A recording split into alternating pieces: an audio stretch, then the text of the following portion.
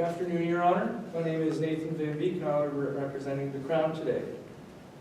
So, the Crown agrees with the facts presented by the defense, Your Honor, that on June 24th, 2011, the youth, who was 12 years old at the time, was involved with two other young persons in the act of arson.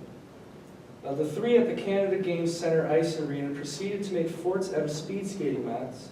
After constructing the forts, the youth in question took a lighter and lit one of the handles of the mats on fire. After the fire did start, the three youth fled the scene with no intent to raise alarm or get attention to anyone else that was in the arena towards the fire.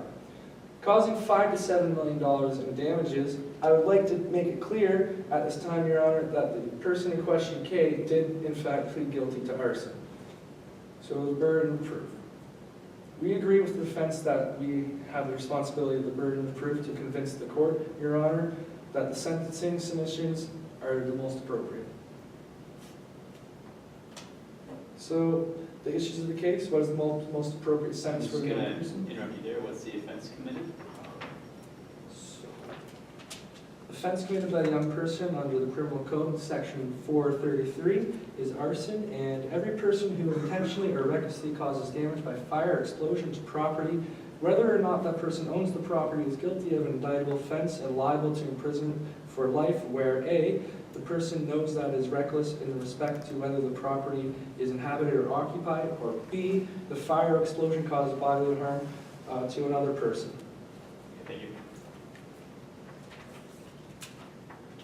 So, what is the most appropriate sentence for the young person? The offense committed by the youth is a serious offense.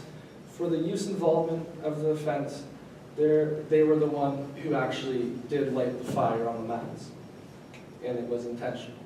Therefore, the offense satisfies both Section 38.3a and 38.3b of the Youth Criminal Justice Act. The aggravating factors to the youth are the youth and two others were building forts out of speed skating mats at the Canada Games Centre Ice Arena.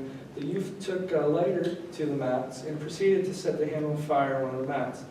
Third, after lighting the handles, the youth fled the area.